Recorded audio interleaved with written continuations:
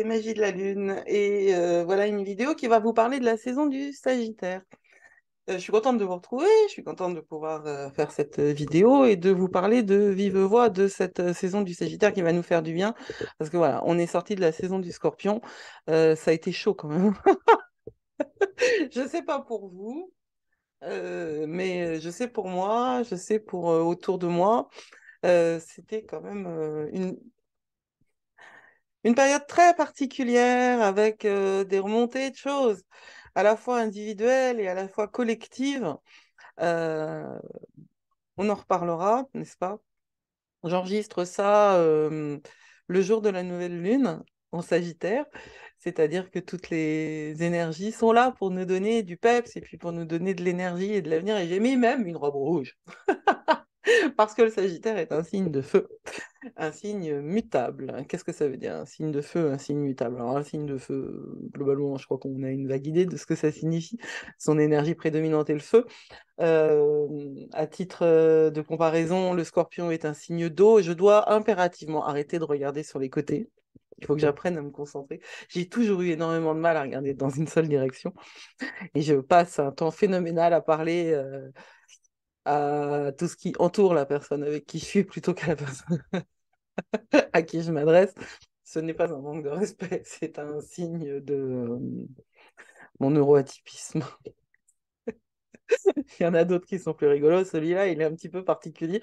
À la maison, on sait que quand j'ai des choses à dire, je regarde pas la personne. Donc, quand les enfants, ils disent, c'est à moi hein, que tu parles. Mais non, c'est pas à toi. Enfin, c'est évident. Bah non, c'est pas évident pour les autres. Voilà, je suis désolée. Je vais essayer de me concentrer. Il y a une petite lumière. Normalement, je devrais réussir à pas la quitter. Mais au bout d'un moment, je vais être hypnotisée et je vais perdre le fil. Et c'est exactement ce que je viens de faire. Bonjour, c'est Judith des Magie de la Lune et on va parler de la saison du Sagittaire. J'avais vu un mème sur le scorpion qui m'a beaucoup fait rire. Si les scorpions se sentent tout le temps comme on se sent pendant la saison du scorpion, je comprends l'alcoolisme. Ça m'a fait marrer parce que je, je pense, je ne sais pas ce que sentent les scorpions et j'ai même beaucoup de mal, bien que je vive avec un scorpion depuis 20 ans, j'ai même beaucoup de mal à me projeter, étant donné que, à titre personnel, je n'ai pas de planète en eau. Et enfin voilà. Donc j'ai beaucoup de mal à me projeter sur ce que peut ressentir un scorpion. Par contre, je sais exactement ce que ressent, ce qui s'est passé pendant cette saison du scorpion. Je sais ce que c'est que la mort et la transformation. Je sais ce que c'est que les profondeurs. Je sais ce que c'est que la puissance mystique. Je les ai ailleurs. Parce que voilà, on a tous dans notre thème euh, quelque chose de Tennessee.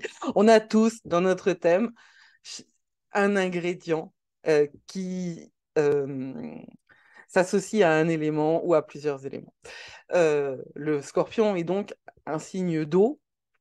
C'est une eau bouillante, hein. Ce ne sont pas des eaux calmes, n'est-ce pas? Ce ne sont pas les eaux apaisées du poisson, ce ne sont pas les eaux réconfortantes et primordiales du cancer, ce sont les eaux puissantes du Styx, hein, n'est-ce pas?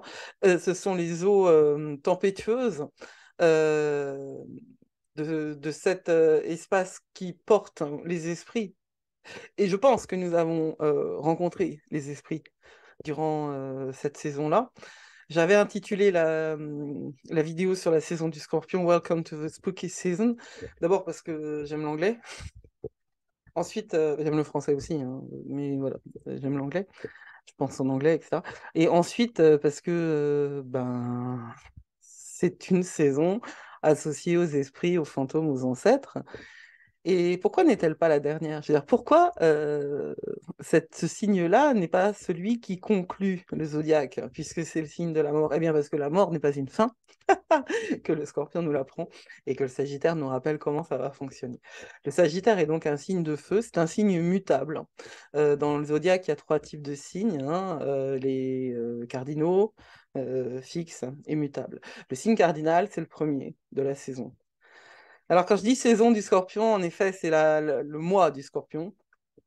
Quand je dis que ça initie la saison, en l'occurrence, c'est les 3 mois qui vont faire une saison type météo, genre printemps, été, automne, hiver.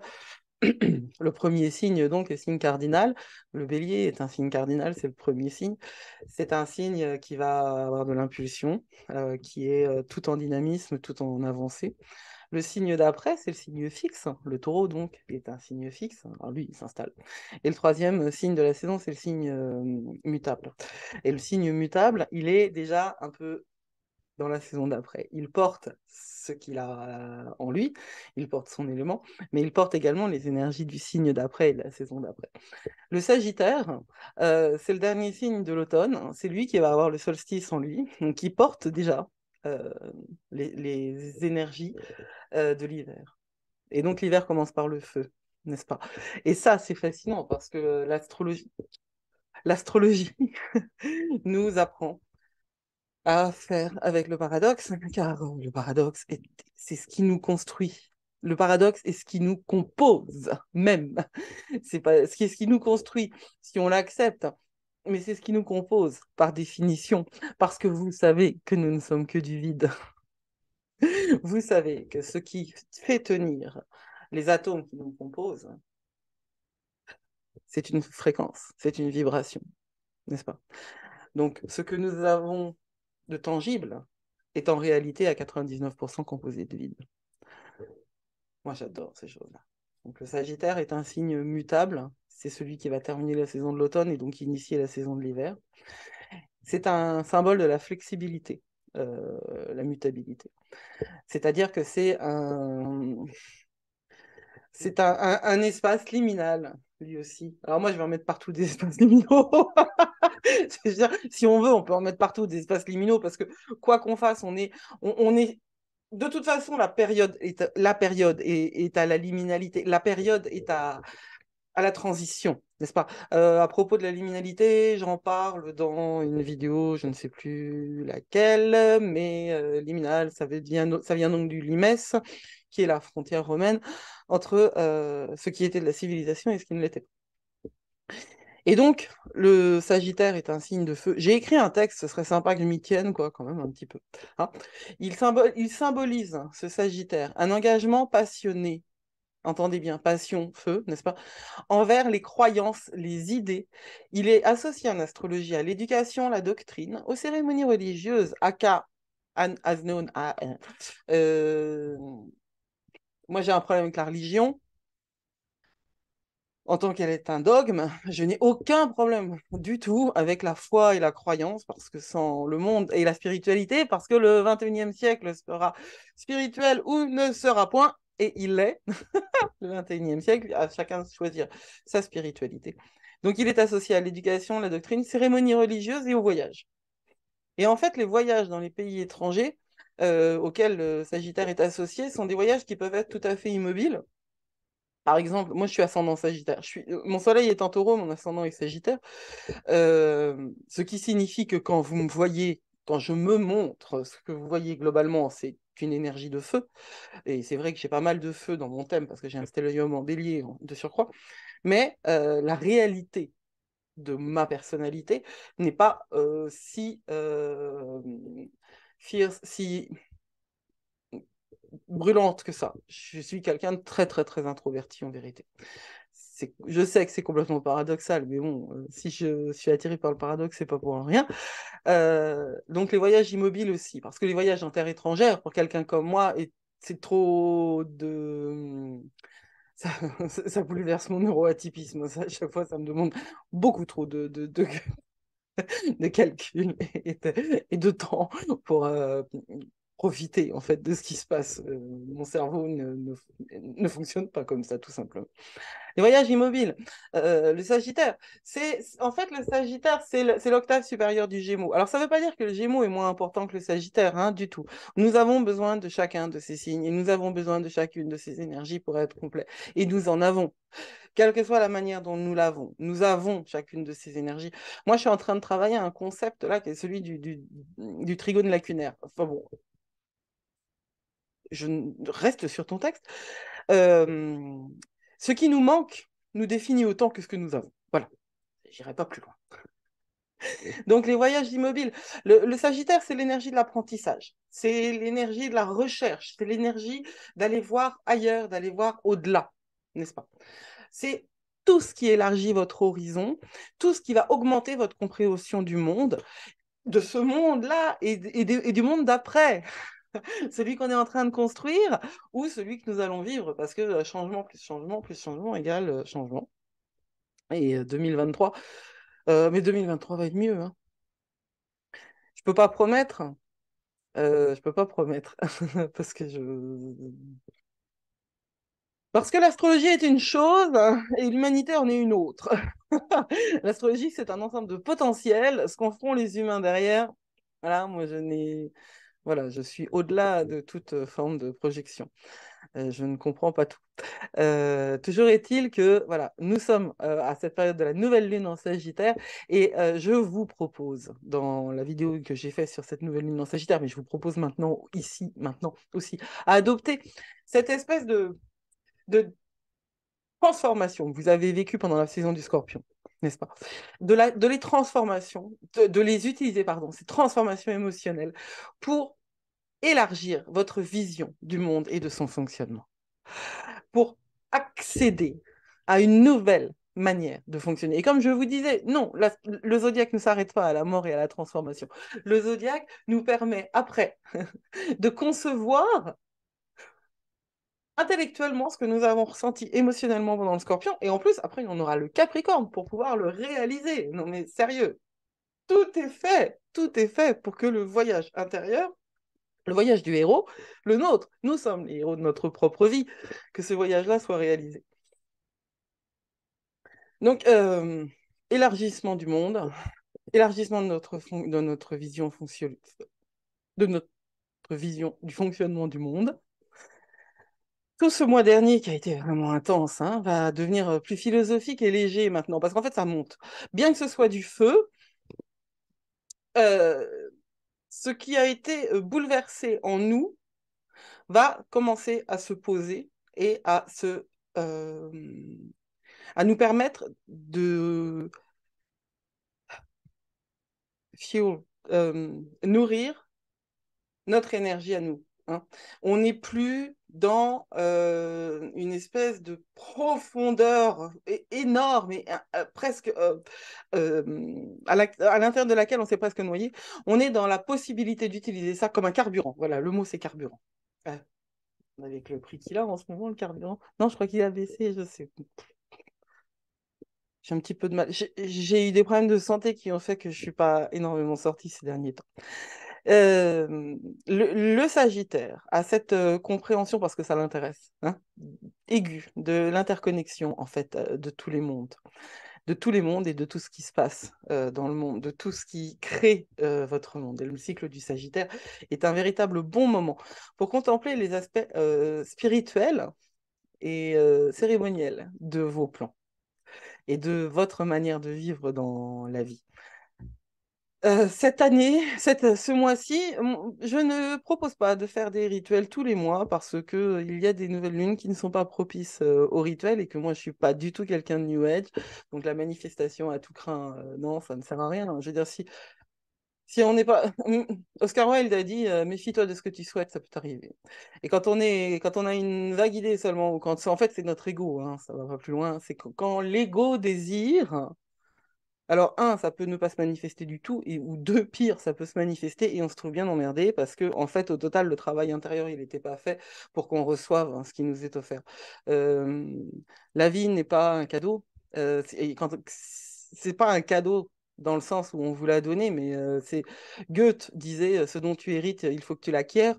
Et je pense que c'est vraiment très, très important. Ce dont tu hérites, il faut que tu l'acquières ce dont tu hérites aussi bien matériellement que philosophiquement, que spirituellement, etc. Donc nous, on est en phase d'acquisition, en phase d'intégration. Le monde est face à cette nécessité-là qui était dite depuis bien longtemps, mais collectivement, ça a été un petit peu oublié. Cette nouvelle lune, elle arrive comme une bouffée d'air frais, on est d'accord, hein, après toutes les énergies cosmiques des mois écoulés. Et c'est donc un nouveau cycle lunaire, bien sûr, avec la promesse de nouveaux départs. Et moi, je vous enjoins, je vous propose, je vous convie euh, à faire un rituel, à pas le faire ce soir, parce que ce soir, il y a un vide de course entre 6 et 9. C'est vrai qu'il y a des gens qui ont une vie après 9 heures. Je me suis rendu compte de ça, que je donne des indications qui sont un petit peu calquées sur ma vie à moi. Mais moi, je suis une lève tôt, très, très, très tôt. Donc, je suis une couche tôt aussi. Et puis, je suis tellement fatiguée en ce moment, d'ailleurs, que quand bien même. Enfin, voilà. Donc évidemment qu'on peut faire ce rituel après 9 heures. Je pense que là, j'avais carrément oblitéré la soirée dans ma tête. Mais demain, c'est un bon jour aussi pour faire de rituels de manifestation de nouvelle lune. Je ne vais pas parler du rituel là maintenant. Il suffit d'une intention, d'une bougie. Évidemment qu'il y a des manières bien plus sophistiquées de le faire. Évidemment que si vous appartenez à une tradition, suivez-la.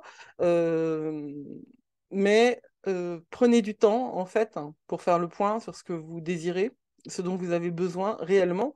Prenez du temps pour clarifier ce qui est en vous, ce qui relève de l'intention, du véritable pouvoir, de votre pouvoir à vous, et non pas du tout de ce qui relève de l'ego, n'est-ce pas? Normalement, la saison du Scorpion, elle nous a bien dégagé quand même de trucs type ego, mais en même temps, quand on est dans la résistance à la transformation, la résistance au changement, la résistance à la guérison, parce qu'on n'admet pas qu'on est mal, parce qu'on n'admet pas que le problème vient de nous, parce que voilà, il y a tellement de raisons pour ne pas vouloir guérir. Euh, c'est pas facile de savoir ce qu'on veut, en vrai. Hein. C'est pas si facile que ça de savoir ce qu'on veut. En fait, les choses évidentes ne sont pas simples. Et voilà. Permettez au ciel nocturne d'être là pour assister à votre renaissance. Permettez d'être votre chance pour réinitialiser, to reset un domaine de votre vie et un domaine qui serait donc de l'ordre de l'ouverture d'esprit, de la philosophie, etc. Réinitialiser sa vie implique souvent de choisir, hein, n'est-ce pas, consciemment, de faire les choses différemment. Et ça implique donc de définir de nouvelles habitudes, d'aborder les choses différemment, de se raconter une nouvelle histoire. Parce que tout ce que nous vivons, c'est en fonction du storytelling, c'est en fonction de ce qu'on se dit, de ce qu'on vit. La réalité, euh, c'est ce qu'on se raconte. C'est le bouddhisme, le stoïcisme aussi nous apprend ça. Ce sont des grandes écoles, n'est-ce pas, de sagesse. Hein, et plus on les mélange, mieux on est. Donc, une pratique rituelle sous cette nouvelle lune de novembre va vous permettre de vous raconter une histoire dans laquelle vos douleurs, et Dieu sait si certainement vous en avez rencontré, vos douleurs et vos luttes vont être un vrai carburant pour un happy ending, pour aller vers la fin heureuse. Comment on fait ça? Comment on fait ça? D'abord, on essaye, c'est-à-dire qu'on y croit. La première des choses, c'est qu'on croit qu'il y a possibilité de transmutation, plus que de résilience d'ailleurs. La résilience, c'est certain, n'est-ce pas? Le métal va reprendre sa forme d'origine. Je ne suis pas certaine que ce soit souhaitable. L'alchimisation, la transmutation, ouais. Nous faisons de nos douleurs le carburant de notre avenir. C'est quand on rencontre ces limites. Ça, c'est un truc que moi, j'ai vécu très, très personnellement et très récemment. C'est quand on rencontre ses limites, qu'on rencontre ses capacités. Euh, Tout simplement parce que pour des gens comme moi, mais je ne suis pas l'aune de l'humanité, fort heureusement pour l'humanité, euh, pour des gens comme moi, il faut passer par l'expérience. Moi, j'ai un trigonantaire. Donc, j'ai beau être quelqu'un d'hyper cérébral, j'ai pas d'eau dans mon thème, j'ai un trigonantaire. Donc, si je ne l'expérimente pas dans mon corps, je n'y crois pas. Donc, c'est pour ça, en fait, que je suis en termes de spiritualité, je suis peut-être le guide le plus, comment dire, raisonnable. Parce que je suis une croyante. Je suis pas monothéiste, hein, mais je suis une croyante. Je crois en l'énergie, je crois en la force, je crois en la magie. Je crois qu'il y a autre chose de plus que l'humain dans ce monde. Je crois qu'il y a plus de choses dans le ciel et sur terre que dans votre philosophie, Horatio.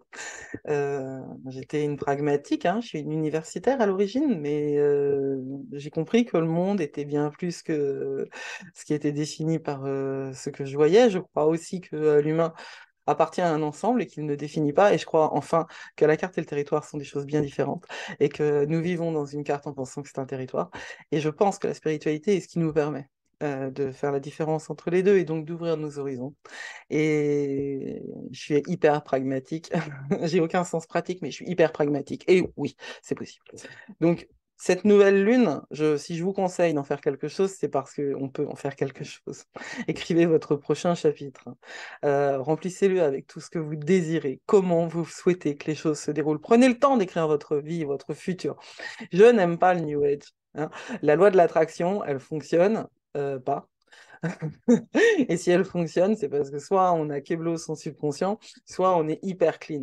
Euh, c'est des choses qui... Ou alors, ça peut fonctionner de manière aléatoire, ou alors, ça fonctionne parce que ça correspond à une programmation inconsciente qui... Vous avez, enfin, je veux dire, vos désirs sont en accord avec les programmations inconscientes et vos pensées limitantes. Et à ce moment-là, oui, ça marche, jusqu'à ce que ça ne fonctionne plus, puisqu'il y a un moment où...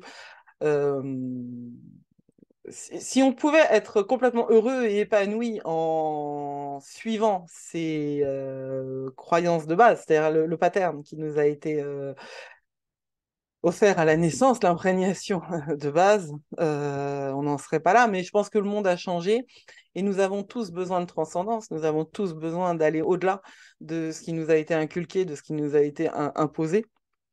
Je parle peut-être des générations qui sont la mienne, quoi, hein. Je suis une daronne, quoi. Je suis pas une millennials du tout.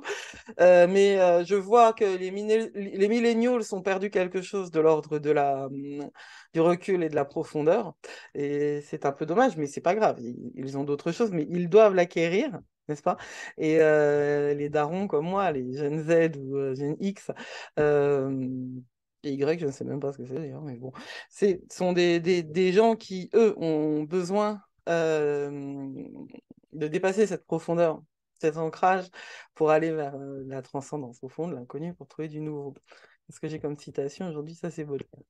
Donc, alors c'est quoi? La période du Sagittaire, elle est dirigée par quoi? Elle est dirigée par Jupiter. Jupiter, la planète de l'expansion, de l'abondance. La planète, elle est vraiment hyper active là, hein.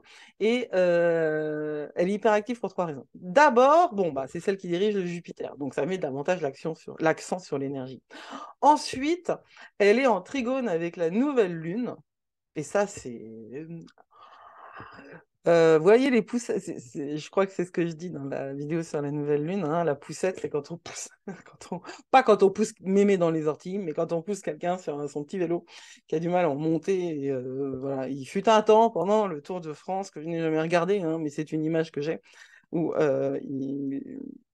les spectateurs respectueux aidaient les coureurs en souffrance en les poussant un petit peu. Ce trigone pour la nouvelle lune pour aujourd'hui nous offre de l'expansion, de l'optimisme, de l'espoir. Profitons-en, profitons-en. Et ensuite, parce que Jupiter redevient direct. Ça fait quand même quelques mois que Jupiter est rétrograde et il revient direct. Alors là, vous en avez à voir des... Ouh, ça, c'est une sacrée poussette. Jupiter, c'est la plus grande planète de notre système solaire. Son activité, elle est intense dans le ciel et elle va nous aider énormément. Tout ce que regarde Jupiter est amplifié. Alors, elle termine sa rétrogradation. Elle stationne direct, comme on dit, dans les derniers degrés du Poisson. C'est un voyage qu'il a commencé en mai 2021. Mai 2021. Regardez un petit peu dans votre vie ce qui s'est passé en mai 2021.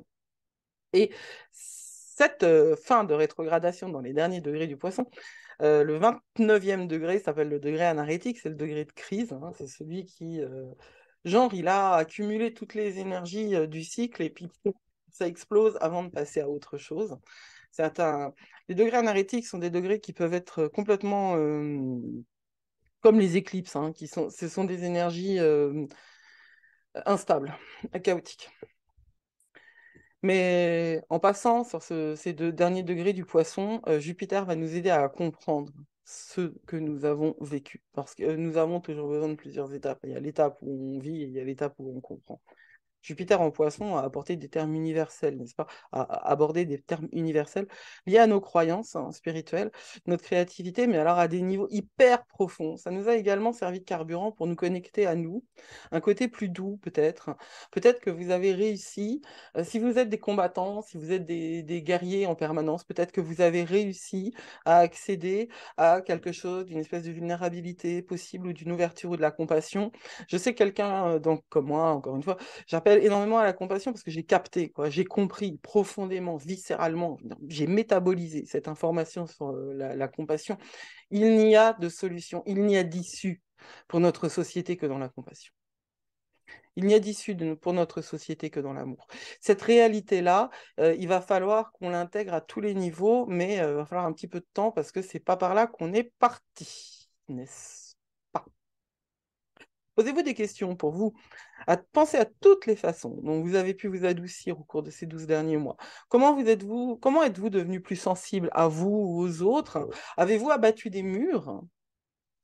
Euh, qui ont permis à votre cœur de s'ouvrir plus grand, abattre des murs pour ouvrir votre cœur, ça peut être aussi tout à fait se débarrasser de relations qui vous empêchaient d'être authentiquement avec vous, n'est-ce pas? Abattre des murs, la compassion, c'est pas l'acceptation de tout et de n'importe quoi. La compassion, elle commence par soi-même. Donc avoir de la compassion pour soi, c'est aussi admettre que tel ou tel ne nous fait pas du bien et que nous n'en avons pas besoin dans notre vie, n'est-ce pas?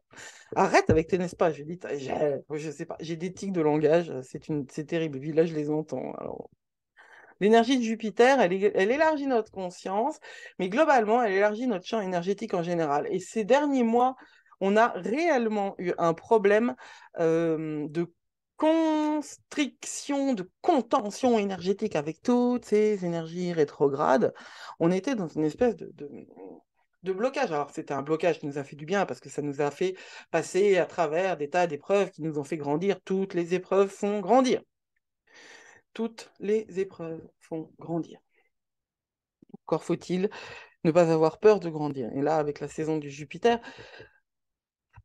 nous n'aurons plus peur. Et énergétiquement parlant, euh, nous sommes dans une expansion qui va nous permettre de terminer l'année correctement et de recommencer 2023 de belle manière. On peut se sentir plus optimiste, plus énergique, plus confiant, malgré Mars rétrograde en Gémeaux. On qualifiait de Jupiter du grand bénéfique, hein. On disait que cette énergie-là apportait toujours la positivité. Je ne vois pas l'astrologie de cette manière-là, mais bon, c'est pas grave. Euh, Jupiter nous permet quand même d'être plus sensible à la beauté et au côté positif des choses, hein. Avec une influence positive de Jupiter, le verre commencera à être à moitié plein. Si vous avez si vous avez traversé une période difficile, hein, si vous avez eu des difficultés ces derniers temps, cette nouvelle lune va vraiment vous aider à élargir le point de vue. Ça ne va pas régler tous les problèmes, mais vous allez comprendre. Et tout est là. C'est de le storytelling, c'est ce que je vous disais, la manière dont vous vous racontez votre vie. Vous allez comprendre pourquoi vous avez vécu ça et comment vous pourrez le changer, comment vous pourrez l'intégrer, comment vous pourrez l'utiliser. L'énergie de Jupiter est de votre côté. Cette nouvelle lune, c'est la première depuis la saison des éclipses, bien sûr, et c'est la dernière avant le solstice. Et le solstice, il marque toujours d'ailleurs, la jonction entre entre Sagittaire et Capricorne. Alors, les éclipses, hein, hautement transformatrices, bim, bam, boum. Si vous avez du taureau ou du scorpion dans votre thème de naissance, vous avez dû le sentir. Et donc, on sort d'une période hautement transformatrice et avant le solstice, on est dans un état plus proche de la réflexion, en fait, hein. Comme je le disais, c'est un temps où les expériences commencent à faire sens. Le solstice, la nuit la plus longue, n'est-ce pas, qui marque également le début de l'hiver, je pars chez nous, et aussi le moment où les jours commencent à rallonger. Donc c'est à la fois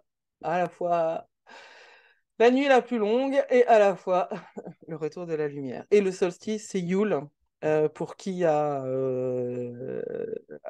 se sent proche des religions anciennes, des foi anciennes, des pratiques anciennes associées à la terre, comme la Wicca. Euh, de laquelle je suis proche et maintenant. Donc, après l'éclipse, euh, la tornade nous a emmenés loin du Kansas et on a été sensible, on est sensible maintenant aux énergies. À la fois lumineuses et à la fois sombres qui nous entourent, n'est-ce pas? C'est un nouveau chapitre. Et comme Jupiter est là, on ne va pas obligatoirement être dans la on va pas flipper, quoi. On va pas avoir peur. C'est bon, on n'a pas arrêté. C'est bon. Maintenant, on est là. On va pouvoir voir aussi bien le sombre que le lumineux et on va pouvoir en faire quelque chose pour notre vie. 2022 touche à sa fin. Je ne vous apprends rien. Et on avance dans les semaines restantes. Et globalement, on a toujours tendance à aller trop vite. Et puis là, en plus, si on a des poussettes, on va vraiment avoir envie d'aller trop vite. Mais là, prenez le temps aujourd'hui, prenez le temps. Mais aujourd'hui, genre, c'est aujourd'hui, demain, etc., hein. Il y a un timing. Si vous êtes dans une tradition, il y a un timing. Si vous êtes, vous, avec vos énergies, avec le dialogue que vous avez instauré à l'intérieur de vous, entre l'astrologie et vous, le timing, c'est le vôtre, n'est-ce pas? La nouvelle lune, elle a un cycle de 15 jours pendant lequel la lune va monter jusqu'à la pleine lune prochaine.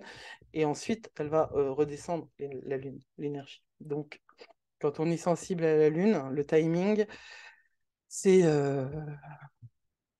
bah, c'est le nôtre, n'est-ce pas? Ah, n'est-ce pas. Donc, il n'est jamais trop tard. Il y a des choses pour lesquelles il est trop tard. Il est trop tard. Il est toujours trop tard pour ce qui n'a pas été travaillé. Hein. Einstein disait la folie, c'est de recommencer le même truc en espérant un résultat différent. Voilà. En revanche, il n'est jamais trop tard pour changer de mindset, hein, essayer de comprendre autre chose et permettez à Jupiter de vous apporter la lumière pour éclairer votre route. On quitte la symphonie, on quitte la marche funèbre du Scorpion pour arriver vers quelque chose un petit peu plus, je sais pas, ça me fait penser à l'Ode à la joie de Beethoven. Un truc que Nietzsche parlait d'immortalité à propos de l'Ode à la joie, mais je n'ai pas retrouvé la référence exacte. Mais c'est très sagittarien, ça, le désir d'immortalité. Bien que la nature du feu soit de consommer, de consumer, pardon, ça inaugure les derniers temps de consommation de 2022. Euh, Cette année a été vraiment très difficile, j'imagine. En termes de vie générale et collective, elle a été carrément dure, quoi. 2022, bah, c'est la suite. Hein. 2020, 2021, 2022, c'était le trio infernal, quoi. On a la crise, l'intégration, la métabolisation de la crise, l'intégration de la crise, et puis énormément de choses tellement difficiles à supporter collectivement, tellement difficiles.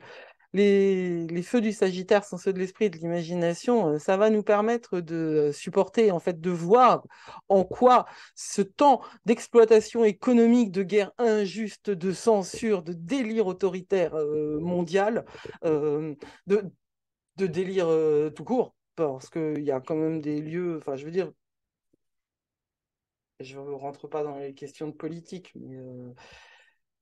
mais il y a quand même pas mal d'idées délirantes dans ce sens qu'elles sont fondées sur des mensonges avérés qui prévalent, n'est-ce pas? Donc, bon, on va réussir à avoir un petit peu plus d'optimisme quand même. Hein. Alors, ça va être fatigant parce que c'est beaucoup d'énergie mise sur des organismes qui sont déjà bien éprouvés. Mais on peut avoir ce sentiment qu'enfin, on va triompher de l'adversité. La saison du Scorpion, on en a vraiment pris plein les dents. Puis alors voilà, je voulais dire deux mots sur la dernière éclipse, là, où je dis rien ne sera plus comme avant, où je disais aussi que je ne savais pas ce qui allait se passer, que même les astrologues les plus aguerris que je suis, des maîtres astrologues vraiment, qui sont mes mentors, qui sont des gens en qui j'ai une confiance totale, ne savaient pas ce qui allait se passer. Et qu'est-ce qui s'est passé? Alors, politiquement, bah, moi, je vois ça aux États-Unis, mais c'est vrai que j'ai le regard tendu vers les États-Unis parce que c'est le retour de Pluton aux États-Unis et que j'étais très curieuse de voir ça. Donc, en fait, ce qu'on voit, c'est quand même que politiquement parlant, les républicains sont de pire en pire. Mais surtout, ce qui est assez fabuleux, c'est l'écroulement du Bitcoin. 32 millions, non, milliards, 32 milliards. Je ne sais pas si vous réalisez, moi je ne réalise pas. 32 milliards de dollars se sont simplement évaporés. ils ont disparu. Je ne comprends pas, je ne peux pas vous expliquer, mais je trouve quand même que c'est extrêmement uranien. Le Bitcoin, c'est uranien par définition, c'est immatériel, c'est du progrès, c'est de la technologie. Et c'est très scorpionesque, les crimes financiers. Parce que le scorpion s'intéresse à l'argent des autres et à tout ce qui est tabou. Bon. Quoi que ça va donner, je ne sais pas ce que ça va donner, mais je ne sais pas ce que ça va donner. On va voir. Mais 32 milliards se sont évaporés quand même. Alors, cette saison du Sagittaire, elle va nous permettre, donc, je le redis encore, d'avoir une réponse philosophique à la folie du monde.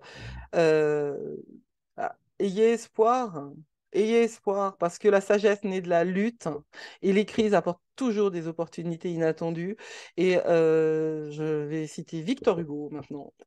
Parce que Victor Hugo a dit, mais il paraît, c'est-à-dire que ça fait partie de ces citations qui ne sont pas du tout vérifiées, qu'il n'y a rien de plus puissant qu'une idée dont le temps est venu. Que ce soit de Hugo ou de qui que ce soit, l'idée est là. Il n'y a rien de plus puissant qu'une idée dont le temps est venu. Et le temps va venir de ces idées-là, de compassion, d'ouverture. Et comme je vous l'ai dit, les influences astrologiques sont là. Ce que l'humanité en fera, je ne peux absolument pas le juger. Le solstice, donc j'en parlerai, déjà que je suis très très longue là.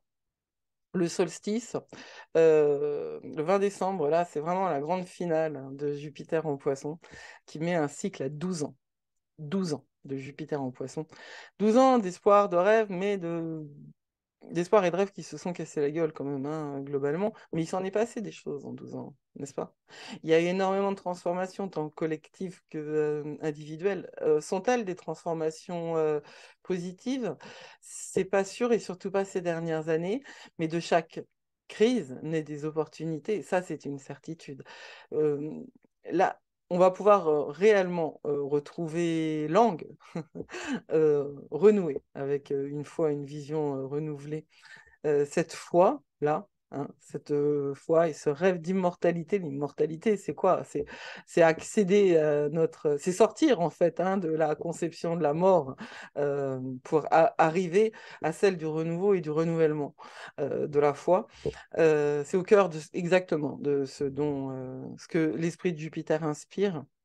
La saison du Scorpion offre une illumination de la mort et le Sagittaire brûle en sachant qu'il y a une lumière qui ne s'éteint jamais. Cette lumière intérieure, c'est celle-là que je vous invite à découvrir en vous. Elle inspire un sentiment de confort et de joie. Et la résurrection imminente du soleil, puisque le solstice, comme je le disais, c'est la nuit la plus longue de l'année. Elle initie l'hiver chez nous, mais c'est aussi à partir de ce jour-là que les jours grandissent. Le Sagittaire est le signe des prophètes, hein, des visionnaires. Hein. Et donc, je vais terminer avec un petit résumé que vous aurez en image aussi. De quoi vous avez besoin pour ce cycle d'une vision? Vous avez besoin d'une vision, de votre vision, n'est-ce pas? Le Sagittaire décrit le besoin de tous les humains, d'avoir l'impression de faire partie de quelque chose de plus grand que nous-mêmes, une partie d'une famille, d'une communauté, d'une société, quelque chose de plus grand, n'est-ce pas? Euh, un ensemble, une communauté d'âmes. Quelle est votre vision de... Quelle est votre vision de ce que vous espérez symboliser? Quelle est la vision de ce que vous espérez réaliser dans votre communauté? Pas ici maintenant, hein, c'est pas ici et maintenant. Là, vous avez la vision. Ensuite, on la construit. Mais d'abord, vous avez la vision. Cette fin de 2022 va nous apporter la possibilité d'avoir une vision qu'en 2023, 24, 25, on va construire. Parce qu'à partir de 25, les choses vont changer. Enfin, ces 3 années-là vont nous permettre de construire des choses. Comment pouvez-vous construire dans votre vie sans tout bouleverser ce qui va soutenir et inspirer vous-même et votre entourage? Alors, je l'ai dit, la phase montante hein, jusqu'à la pleine lune prochaine, ça va vous permettre de lancer des projets, définir des intentions liées à l'aventure, aux connaissances, aux croyances. Et ensuite, quand on partira de cette pleine lune euh,